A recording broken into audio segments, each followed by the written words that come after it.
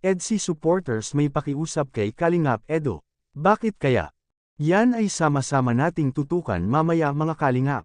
Pero bago ang lahat, maligayang pagbabalik sa aking YouTube channel Reacts TV Official. Kung nagustuhan niyo po ang ganitong klaseng reaction video, paki-like at subscribe naman po para lagi kayong updated sa susunod kong mga upload videos. At salamat sa pagmamahal at suporta kay Kuya Val Santos Matubang at Idol Kalingap Rab. Paalala, panoorin at tapusin ang video na ito para malaman mo kung ano ang nilalaman nito bago mag-comment. Bago natin tatalakayin ang main topic, pag-usapan muna natin si Idol Eds at Viancy papuntang dental clinic, na kung saan ay doon din nagpapalagay ng braces si Idol Eds. Bibigyan lang po natin ng kaunting reaction ang pagsundo ni Idol Eds kay Viancy, para samahan niya ito papuntang dental clinic, at salamat sa grupo ni Sir Lito ang J Group, nagbibigay ito ng 50,000 pesos para sa pagpabrace sa ngipin ni Viancy, pero may hindi inaasahang pangyayari. Narito po ang sabi ng dentista.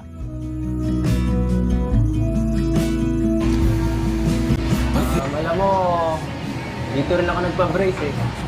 Ano ko? Para sa tayo dito. Tama yan para minsan pag may ano ka, pwede kitang samahan. Dito ako nangingitan lang. Tara!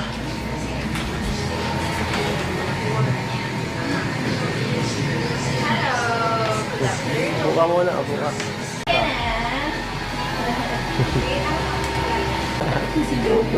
Ano? Wala ka, bubungiin ka na. Puro pa taas. Lahat na. Before tayo mag-braces, kailangan mapastahan muna yung 14 ng ngipin. And then, may isa siyang kailangan din bunutin. So, before natin gawin ang braces, yun muna. Taas. So, oral rehab muna tayo. Yun pala mga Kalingap, hindi pa malalagyan ng brace ang ngipin ni Viancy dahil may isang ngipin pa pala na bubunutin at may papustahan pa ito. Yan po ang sabi ng dentista na kung saan sila nagpapa-check up sa ngipin ni Viancy. Well, darating din ang lahat ng mga pangarap ni Viancy. At unti-unti na itong naabot dahil sa pagsuporta nyo kay Viancy.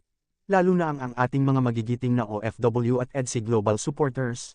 Ngayon balik tayo sa topic. Ito po pala sila mga supporters ng EDSI nag-comment sa ating nakaraang reaction video, na may pakiusap po sila kay Idol Eds.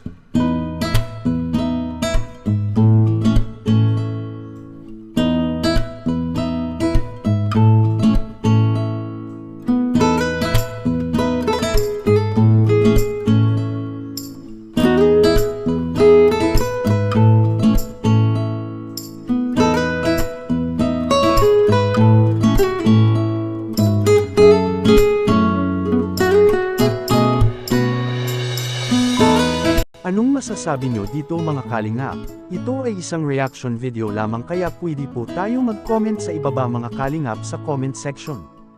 At lagi ko rin itong babalik-balikan na lagi po nating suportahan si Idol Kalingap Rab sa kanyang mga vlog, dahil dito kinukuha ang mga gastusin, tulad ng pabahay, mga allowances sa mga beneficiaries at mga sahod sa ating mga K-boys.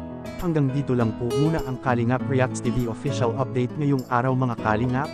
Huwag kalimutang mag-like at subscribe at i-on ang notification bell for more updates. Maraming salamat po, mabuhay tayong lahat. God bless us all.